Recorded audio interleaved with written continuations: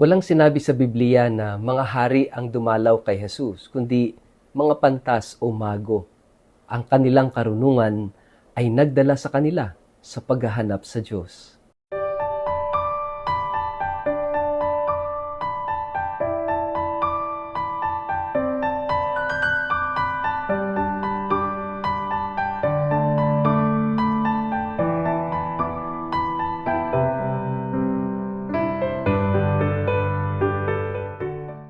Ang mabuting balita ng Panginoon ayon kay San Mateo.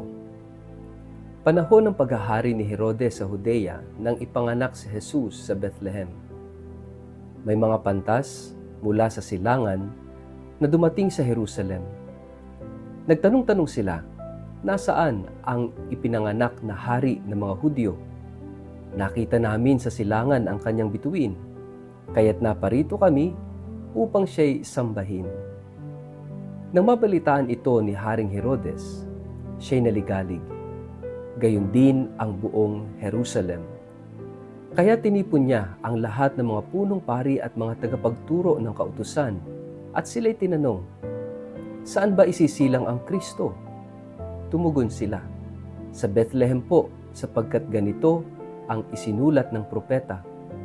At ikaw, Bethlehem, sa lupain ng Huda, ay hindi pinakahamak sa mga pangunahing bayan ng Huda, sapagkat sa iyo magmumula ang isang pinuno na mamamahala sa aking bayang Israel." Nang mabatid ito, palihim na ipinatawag ni Herodes ang mga pantas at inusisa kung kailan lumitaw ang bituin.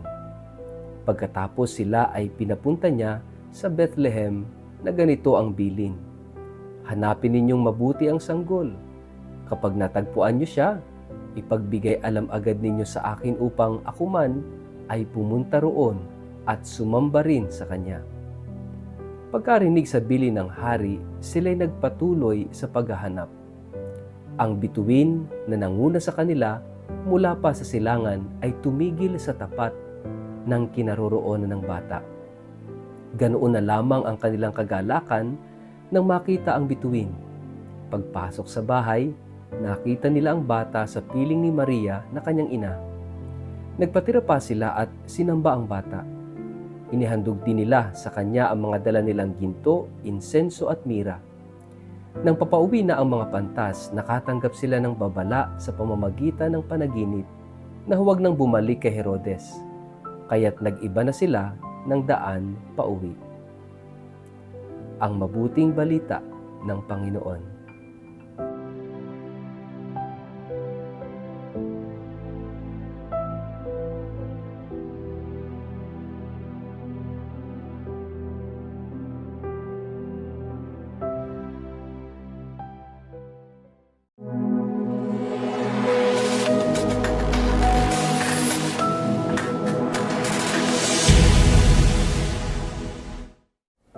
Mapagpalang araw po sa inyong lahat. Kumusta po kayo?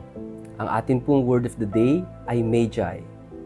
Bago po tayo magpalalim sa ating reflection ngayong araw na ito, kayo po ay muli kong inaanyayahan na huwag kakalimutan na mag-like, mag-follow at mag-subscribe sa ating page na Word of the Day at Father Richard Lagos. Ganun din po, pakishare ang ating video ito sa inyong kapamilya, kamag-anak, kaibigan, mga kakilala sa social media, para sama-sama tayo sa pagiging media evangelizers at online missionaries na nagpapalaganap ng salita ng Diyos sa mundo ng social media. Mga kapatid, ngayon ay ating ipinagdiriwang ang Epiphany Sunday o yung pagpapakita ng Panginoon. At sinasabi rin ng iba na ngayon din yung Three Kings Sunday, yung pagbisita ng tatlong hari. Kaya lang, wala namang binanggit sa Biblia that they are kings. They are actually magi. Sila ay mga wise men, mga pantas. At magandang pagnilayan po natin ito ngayong araw na ito. Ano ba ang pagiging magi? Ano ba ibig sabihin ng pagiging pantas o wise men or women? Yung pagiging wise, pagiging marunong. Mga kapatid, alam niyo po, itong tatlong pantas na ito, they are educated. At para magkaroon sila ng magandang edukasyon, They have to have money. Ibig sabihin, hindi lang sila matatalino at marurunong, they are also wealthy.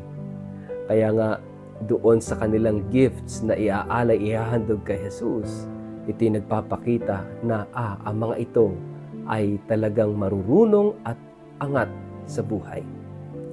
Kaya maganda na yung kumpleto na tayo sa ating setup ng ating Belen. Noong December ay sabi natin nandoon yung mga pastol. At ngayon, idinadagdag na natin sa kwento yung wise men, yung 3 pantas na ito. Pero, ano ba yung gustong sabihin sa ating lahat ng kwentong ito? Ano ba ang tunay na pagiging marunong at matalino?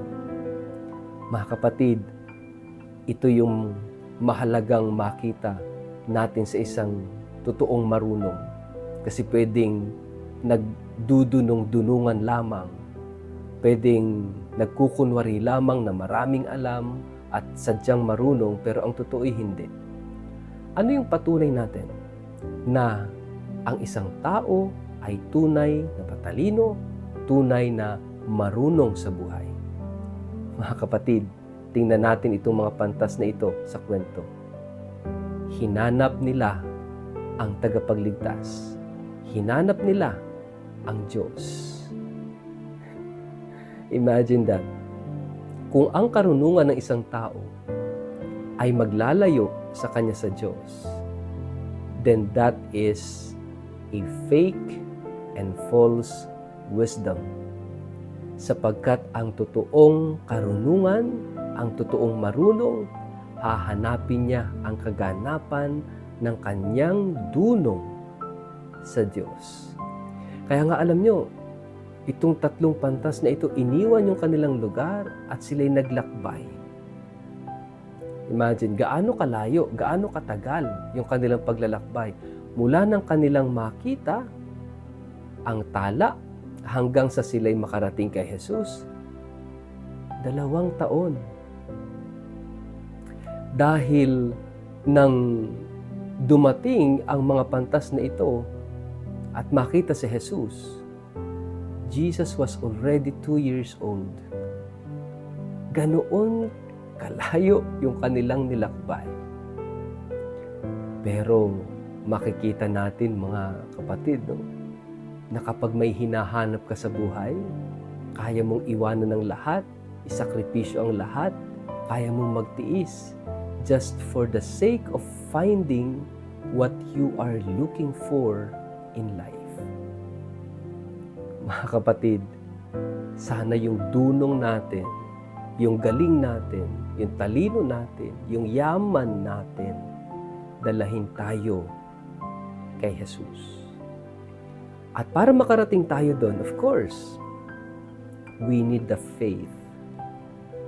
Yung pananampalataya. Sabi nga, we walk by faith, not by sight. At anong nangyari? They were guided by the star. Imagine that, yung pagtitiwala na yon. But of course, it is not only the star. It's not only an ordinary star. It is faith. Yung pananampalataya. Because of their faith, na kapag lumitaw itong talang ito, ay hudyat na isinilang na ang Mesiyas, isinilang ang tagapagligtas ng mundo. Kaya nga sinundan nila yon. And for what reason? Mahalaga yung purpose, mga kapatid. Sa buhay natin, kapag wala tayong objective, wala tayong purpose, wala tayong sense of direction. Kaya mahalaga yung kanilang purpose sa buhay. At ano yon? Ito yung sinabi nila kay Herodes, kung bakit sila napunta doon sa Jerusalem, is they came to worship. We have come to worship Him. Yon ang sabi.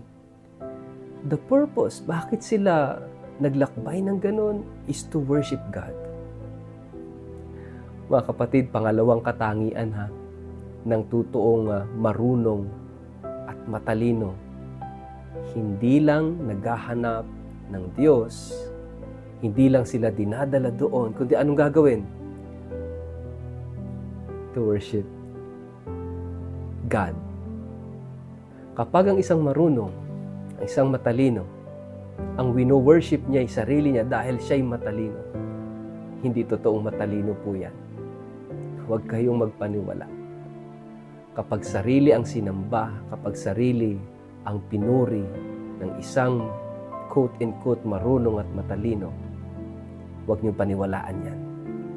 Sapagkat ang totoo na marunong at matalino sa buhay ay yung marunong sumamba sa Diyos.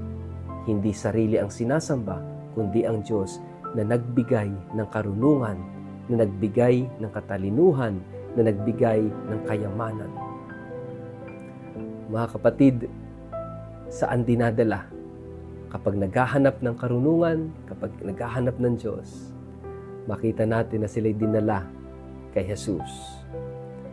Bagamat may hadlang si Herodes, pero hindi ito naging daan, hindi naging hadlang para matagpuan nila si Jesus. At nang matagpuan nila si Jesus, ano ang ginawa ng mga marurunong na pantas? Una, sila'y sumamba. They worship Jesus. Ganon din po ang tunay na marunong. Sumasamba sa Diyos, hindi sa sarili.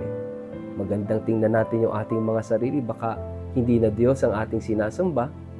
Baka pera na. Baka sarili na. Baka posisyon. Baka trabaho na yung sinasamba natin. Pangalawa, anong ginawa nila? They offered gifts. Ang taong marunong naghahandog sa Diyos. Ano ang kanilang inihandog? Ginto, kamanyang, at mira. At itong mga handog na ito represents the kingly, the priestly, and prophetic mission of Jesus. Na si Jesus ay hari, si Jesus ay pari, si Jesus ay propeta. Iyon ang isinisimbolo ng tatlong regalo. Pero mga kapatid, hindi lang dalawa ang ginawa ng mga ito. Hindi lang sila sumamba, hindi lang sila naghandog. Ano pa ang ginawa nila? Nung sila'y pauwi na, nagbago na sila ng landas. Bakit? Dahil may pangamba, may panganib kay Herodes. Kaya ang ginawa nila, to protect the child, nag-iba sila ng daan. Ganon din po ang tunay na marunong sa buhay. Nagbabago ng daan, nagbabagong buhay. Mga kapatid, ito ang batayan ng tunay na marunong. Bakit sila'y Magi? Bakit sila'y pantas? Dahil sila'y tunay na marunong. Ang palatandaan ng tunay na marunong, naghahanap sa Diyos. Ang palatandaan ng tunay na marunong, kapag natagpuan ang Diyos, anong ginagawa? Sumasamba. Pangalawa, naghahandog. Pangatlo, nagbabagong buhay. Happy Epiphany Sunday po sa inyong lahat. Sa ngalan ng Ama, ng Anak, at ng Espiritu Santo. Amen. Ama naming Diyos, ngayong pinagdiriwang namin ang ikalawang Pasko, nawa kami ay matutong sumamba, matutong mag-alay, at magsumikap na magbagong buhay.